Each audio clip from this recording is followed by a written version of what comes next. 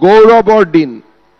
আজিৰ পৰা এবছৰ আগতে আমি অসমৰ আত্মসহায়ক গোটৰ সৈতে জড়িত মহিলাসকলক অৰ্থনৈতিকভাৱে শক্তিশালী কৰিবলৈ মুখ্যমন্ত্ৰীৰ মহিলা উদ্যমিতা আঁচনি বা সৰুকৈ লাখপতি বাইদেউ আঁচনি আমি আৰম্ভ কৰিছিলোঁ। যেতিয়া এই আঁচনিৰ বিষয়ে প্ৰথম আমি আলোচনা কৰিছিলোঁ তেতিয়া আমি দেখা পাইছিলোঁ যে অসমত 4 লাখ গাঁও আৰু নগৰ মিলি আত্মসহায়ক গোট আছে আৰু 4 লাখ গোটত 10 গৰাকীকৈ মহিলা অৰ্থাৎ 40 লাখ মহিলা আজি আমাৰ আত্মসহায়ক গোটৰ সৈতে জড়িত হৈ আছে। আগলৈ আমি যদি যাওঁ তেতিয়াহ'লে নতুনকৈ আৰু কিছু আত্মসহায়ক গোট গঠন হৈছে। এই বাবা বাবা বাবা তাক বহি থাকিব দে। এই পুলিচসকল তাক দিগদাৰ নকৰিবি, থাকিব দে দে। এই বাবা মোৰ ফালে চা। এই তই মাৰামাৰি কিয় কৰি আছে? মাৰে এতিয়া তাক। এই লাঠিডাল থ, তাক মোৰ ফালে দেখুৱাই দিয়ক। মোক দে, তাক শান্তি কৰি দে, তেতিয়া সি শান্তিত থাকিব। শান্তি কৰি দে। কাগজখন দিয়ক, কাগজখন লৈ আহ বাবা।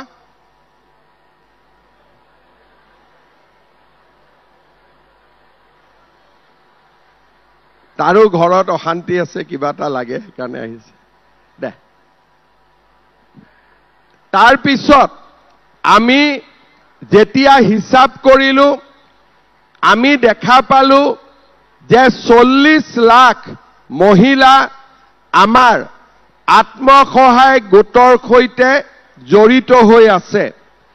তেতিয়া আমি প্ৰথমতে হিচাপ কৰিলো যে আমি মহিলাসকলক কেনেকৈ আগুৱাই লৈ যাম।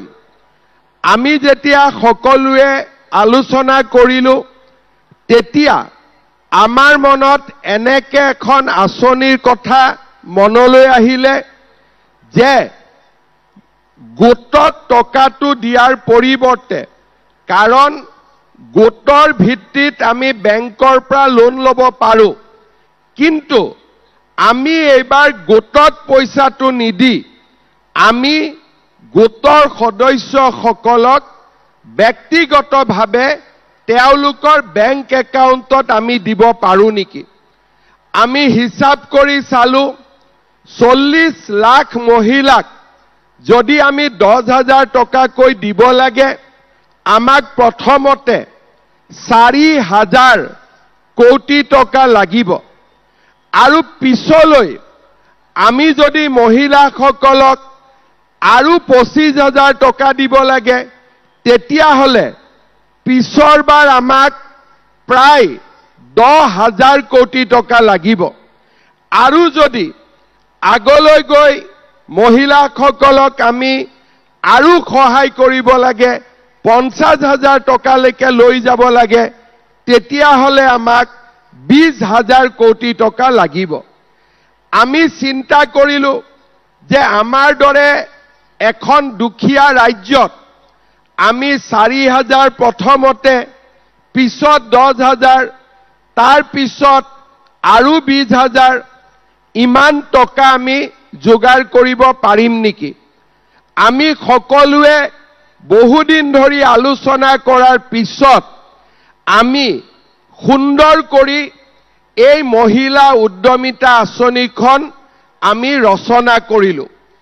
এই আঁচনিখনৰ জৰিয়তে 40 লাখ মহিলাক আমি প্ৰথম বছৰ 10,000 টকা আমি বিনামূলীয়াকৈ, বেংকৰ লগত কোনো সম্পৰ্ক নাই, আমি তেওঁলোকক একোখন চেক দিম আৰু 10,000 টকা তেওঁলোকে চৰকাৰৰ পৰা বিনামূলীয়াকৈ পাব।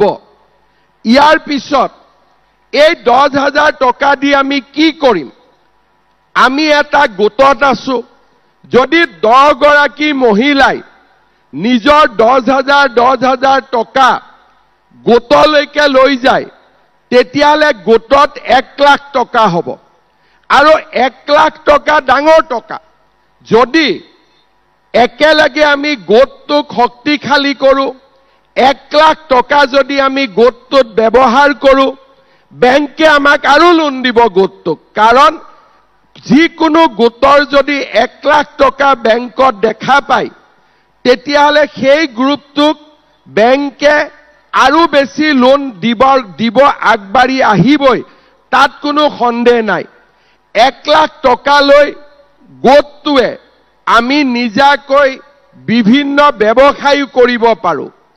আৰু যদি কোনোবা মহিলাই ভাবে যে নহয়, মই গোটটোক টকা নিদিওঁ, আমি গোটত এই টকাটো নিদিওঁ কাৰণ গোটটো আমাৰ চলি আছে, এই 10,000 টকা দি আমি নিজৰ কিবা নহয় কিবা ব্যৱসায় কৰিম। গৰু থাকিব, ছাগলী থাকিব, কিবা আমি ব্যৱসায় কৰিম, তাঁত শিল্প থাকিব। তৃতীয় মই আৰু এটা কথা কৈছোঁ যে আমাৰ ঘৰখন স্বামী আৰু পত্নীৰ মাজত চলে। আমি দুজন নহয়, দুজন মিলি আমি এজন। এইটোৱে আমাৰ পৰিয়ালৰ ধাৰণা। হিন্দু মানুহে পৰিয়াল বুলি ক'লে এজন বুজে। যদি মহিলাগৰাকীয়ে নিজৰ হাজবেণ্ড বা স্বামীৰ ব্যৱসায়টো যদি এই টকাটো খটাই, ঘৰৰ উৎপাদন বাঢ়িব।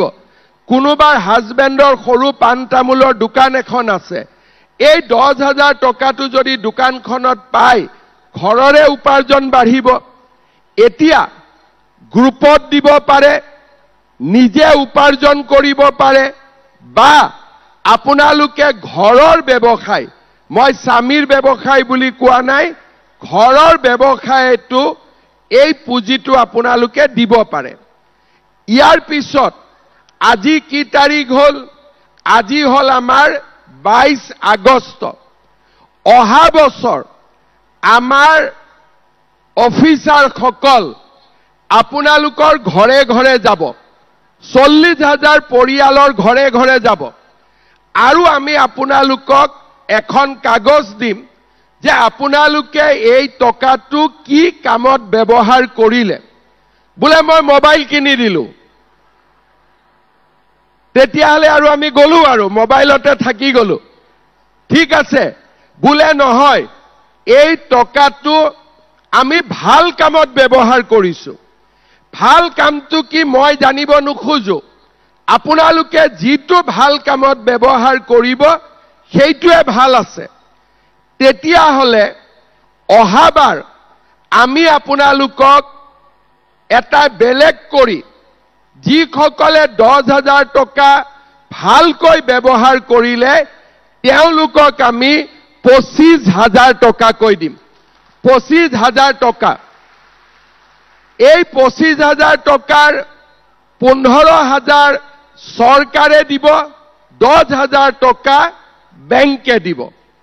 তাৰ পিছত আকৌ আমি চাম যে এই 25,000 টকা আপোনালোকে কেনেকৈ ব্যৱহাৰ কৰিলে।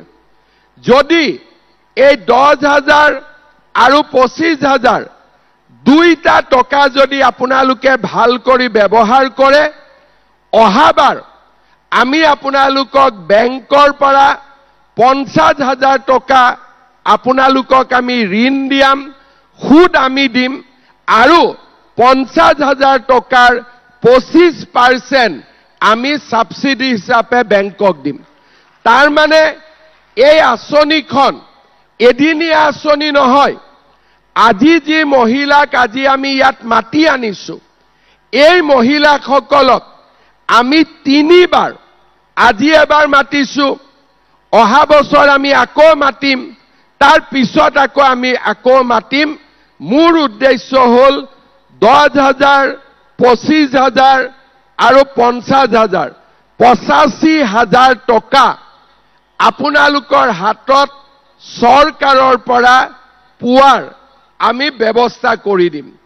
এতিয়া আমাৰ বহুত মানুহ আছে যোনে ক'ব কৈছে দিব নেকি, চৰকাৰে ক'লেই দিব না। আজিৰ 1 বছৰ কংগ্ৰেছৰ মানুহবিলাকে কি মাথা মাৰি আছিলে, তহঁতক নিদিয়ে, হিমন্ত বিশ্ব শৰ্মাই ঠগালে, কৈ আছিলে নে নাই? আছিল নে নাই? কি কৈছিল কংগ্ৰেছ বিলাকে যে আমি মহিলাসকলক টকাটো নিদিও, আমি তেওঁলোকক ঠগালো। সেইকাৰণে আজি নলবাৰীৰ কংগ্ৰেছ বিলাকে এদিনৰ বাবেও লুকাই থাকিব লাগে নে নাই? থাকিব লাগে নে নাই? কাৰণ ইমান দিন তেওঁলোকে আমাৰ মহিলাসকলক বিপথে কৈ আছিলে যে চৰকাৰে নিদিয়ে, নহয় এনে গছপুলি ৰুৱালে, এনে দৌৰা দৌৰি কৰালে, হয়নে নহয়? আজি কিন্তু আপোনালোকে সকলোৱে দেখা পালে যে হিমন্ত বিশ্ব শৰ্মাই যি কয় তাক আখৰে আখৰে পালন কৰে, তাত কোনো ধৰণৰ কাকো আজিলৈকে আমি কেতিয়াও প্ৰবঞ্চনা কৰা নাই। যোৱাবাৰ ইলেকশ্যনৰ আগতে যেতিয়া আমি অৰুণোদয় আঁচনি আনিছিলো, তেতিয়া কংগ্ৰেছবিলাকে কি কৈছিলে, এইবিলাক ইলেকশ্যন বুলি আনিছে, ভেলকিবাজি, ইলেকশ্যনৰ পিছত নাথাকে এইবোৰ। কিন্তু আজি 5 বছৰ অৰুণোদয় থাকিলে নে নাথাকিলে? থাকিলে নে নাথাকিলে? যোৱাবাৰ ছোৱালীবিলাকক আমি নিযুত মইনা দিলো, বোলে নহয় ইলেকশ্যন বুলি দিছে, অহাবাৰ বন্ধ হৈ যাব। আকৌ এইবাৰ আমি ছোৱালীবিলাকক আকৌ ফৰ্ম দিছো নে নাই দিয়া? তাৰ মানে আমাৰ চৰকাৰে আজিলৈকে আমি যি কথা কৈছো তাৰ পৰা আমি আঁতৰি অহা নাই। যিসকল আই মাতৃয়ে সুন্দৰভাৱে টকাটো ব্যৱহাৰ কৰিব, মই আজি আপোনালোকক কথা দিছো, এই জায়গাটো হ'ল মোৰ নিজৰ বাবাৰ জন্মভূমি, ইয়াতে মই কথা দিছো, আপোনালোকক আমি আৰু 25,000 টকা দিম, আৰু 25,000 টকা দিম। মাত্ৰ এই টকাটো পাবৰ কাৰণে আপোনালোকে মোক সহযোগিতা কৰিব লাগিব। মোবাইল কিনি দিলে মই সহায় কৰিব নোৱাৰিম, হ'বনে? যদি মোবাইল কিনি দিয়ে তেতিয়াতো মই একো কৰিব নোৱাৰিম। ভাল কামত ব্যৱহাৰ কৰিব। ভাল কামটো মই আপোনালোকক নিশিকাও। মনতে যিটোৱে ভাল কাম বুলি ভাবে, বোলে গ্ৰুপত টকা কেইটা থম, বোলে নিজে খৰচ কৰিম, বা আমি ঘৰৰ ব্যৱসায়ত দিম, যিটোৱে কৰে, মাত্ৰ 1 বছৰ পিছত যেতিয়া মই আপোনালোকক সুধিম যে কি কামত টকাটো খৰচ কৰিলে, আপোনালোকে যাতে কামটো আমাক দেখুৱাব পাৰে, হ'বনে? এই গ্যালাৰীত বহি থকা বাইদেউসকলে বুজিছে নে নাই? বুজিছে? দিয়ক, বুজিছে যদি তাৰ পৰা এটা হাত চাপৰি বজাওক, তেতিয়া মই বুজিম। বঢ়িয়া। এইফালে থকা আই মাতৃসকল বুজিছে নে নাই? ভাল কৰি বুজিছে? এই দূৰত থকা বাইদেউসকল বুজিছে নে নাই? ভাল কৰি বুজিছে? সেইকাৰণে আজি আমি নলবাৰীৰ পৰা এই কাৰ্যসূচী আৰম্ভ কৰিলো। বিহালীত আমি 3 মাহ আগতে এই পইচা দিছিলো।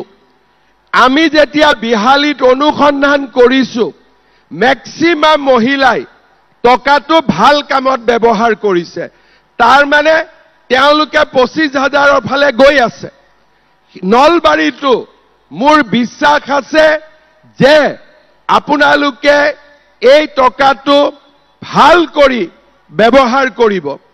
আৰু আজি ইমান ধুনীয়াকৈ আপোনালোকক মাতি আনি, ইমান মৰম কৰি, সিলেকশ্যনৰ পৰা আৰম্ভ কৰি ফৰ্ম ফিলআপৰ পৰা এই গোটেই কামখিনি নলবাৰীত ধুনীয়াকৈ কোনে কৰি দিলে? আমাৰ মন্ত্ৰী জয়ন্ত মল্ল বৰুৱা ডাঙৰীয়াই কৰি দিলে। সেইকাৰণে এই যে আপোনালোকক আগবঢ়াই আনিছে, ইমান ধুনীয়াকৈ মিটিং পাতিছে, কাউণ্টাৰ খুলিছে, ধুনীয়াকৈ চেক দিব, এই গোটেইখিনি কাৰ কাৰণে হৈছে?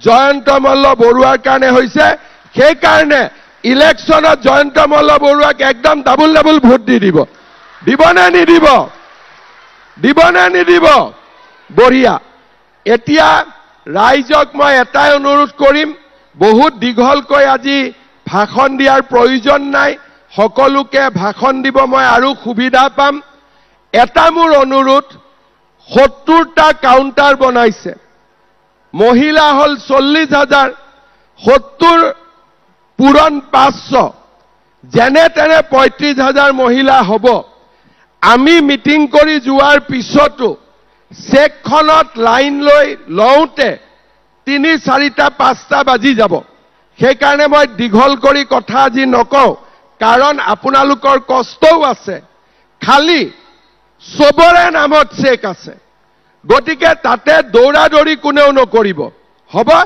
ইয়াত যিমান মহিলা আছে কেইগৰাকীমান বাইদেৱে নাই পোৱা বুলি কৈ আছে তেওঁলোকৰো মই কথা শুনিম যিসকলে জেনুইনলি নোপোৱাকৈ আছে চৰকাৰী কামত কেতিয়াবা কাগজ পত্ৰত কোনোবা বাদ পৰি যায় তেওঁলোককো আমি চাম কোনো সমস্যা নাই কিন্তু আজি যিসকলে চিঠি পাইছে তেওঁলোকৰ নামত চেক আছে সেই কাৰণে আপোনালোকে দৌৰাদৌৰি নকৰিব সবেই যদি একেলগে ইফালে গুচি যায় তেতিয়াহলে আকৌ নতুন আৰম্ভ হ'ব যে ষ্টাম্পেড হ'ব ঠেলাঠেলি হ'ব হস্পিটাল হ'ব আকৌ এটা নতুন ভেজাল এটা আৰম্ভ হ'ব সেই কাৰণে জনগণ মন গোৱাৰ পিছতো ধুনীয়াকৈ আপোনালোক বহি থাকি এটা এটাকৈ গাঁও পঞ্চায়তৰ নাম লিখা আছে বা গ্ৰুপৰ নাম লিখা আছে সুন্দৰ কৰি আপোনালোকে চেকখন পাব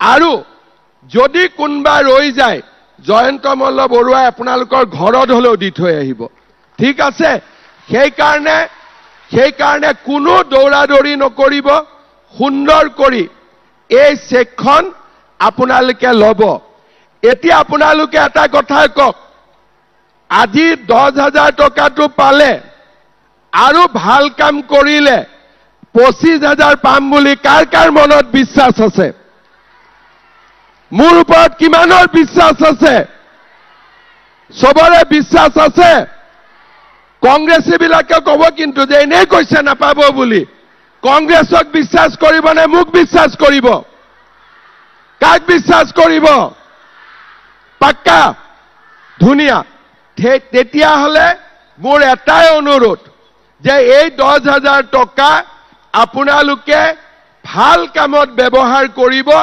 যাতে এই জায়গাত আহি মই আকৌ আপোনালোকক 25,000 টকা দিব পাৰো হ'ব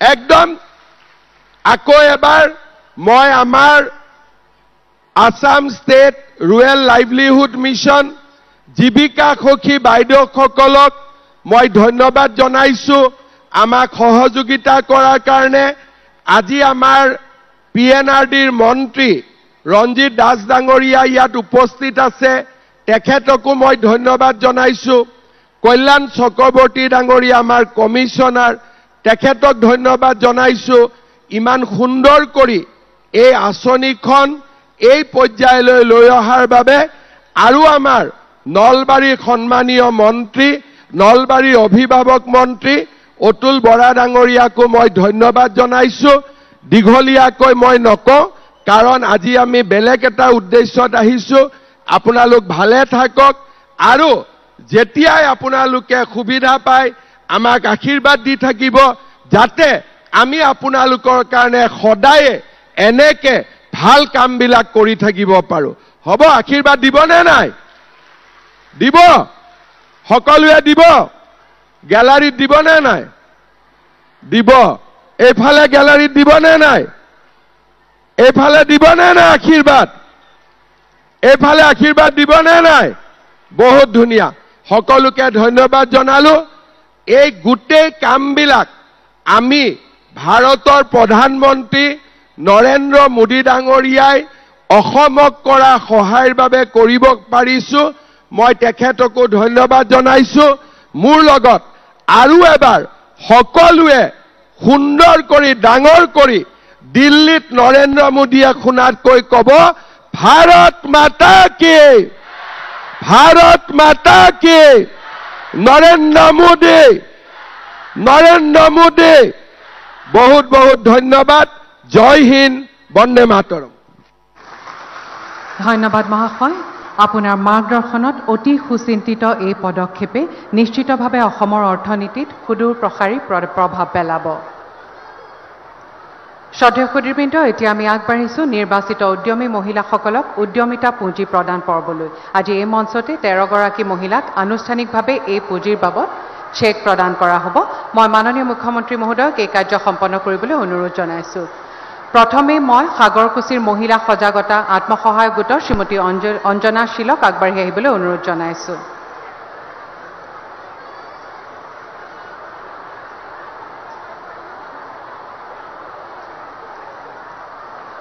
ধন্যবাদ। এইবাৰ দলুৱা গাঁৱৰ আজীৱন আত্মসহায়ক গোটৰ শ্ৰীমতী মণিকা ভৰালীক আগবাঢ়ি আহিবলৈ অনুৰোধ জনাইছোঁ।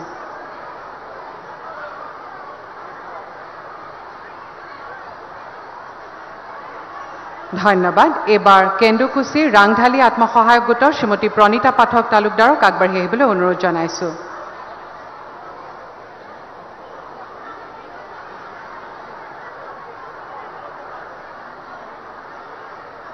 ধন্যবাদ। এইবাৰ বিলপাৰৰ কৃষ্ণজ্যোতি আত্মসহায়ক গোটৰ শ্ৰীমতী লীনা দত্ত ডেকাক আগবাঢ়ি আহিবলৈ অনুৰোধ জনাইছোঁ।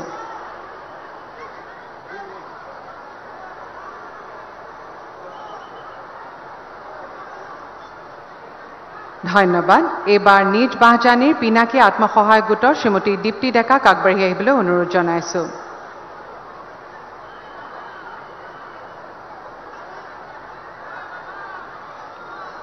ধন্যবাদ। এইবাৰ জহৰ ৰাংঢালী আত্মসহায়ক গোটৰ শ্ৰীমতী জুনুমণি তালুকদাৰক আগবাঢ়ি আহিবলৈ অনুৰোধ জনাইছোঁ।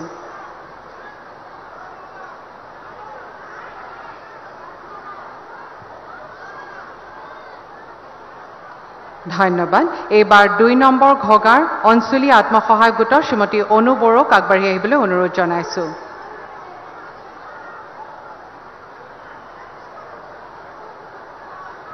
ধন্যবাদ। এইবাৰ চটাইবাৰীৰ অসমী মহিলা আত্মসহায়ক গোটৰ শ্ৰীমতী মেনকা ৰামচিয়াৰীক আগবাঢ়ি আহিবলৈ অনুৰোধ জনাইছোঁ।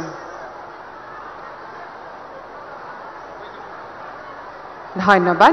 এইবাৰ নাহেৰবাৰীৰ মা দুৰ্গা আত্মসহায়ক গোটৰ শ্ৰীমতী পম্পী চৰকাৰক আগবাঢ়ি আহিবলৈ অনুৰোধ জনাইছোঁ।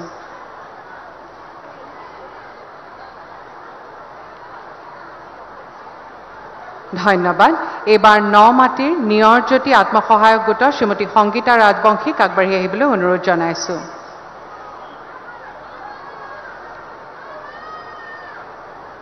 ধন্যবাদ। এইবাৰ 3 নম্বৰ অসমীয়া আত্মসহায়ক গোটৰ শ্ৰীমতী নমিতা দেৱীক আগবাঢ়ি আহিবলৈ অনুৰোধ জনাইছোঁ।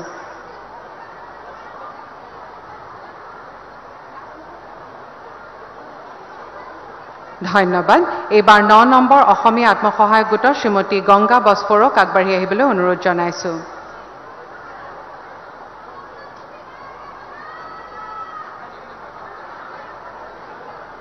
ধন্যবাদ। শেষত সাদৰী আত্মসহায়ক গোটৰ শ্ৰীমতী ৰিংকুমণি দাসক আগবাঢ়ি আহিবলৈ অনুৰোধ জনাইছোঁ।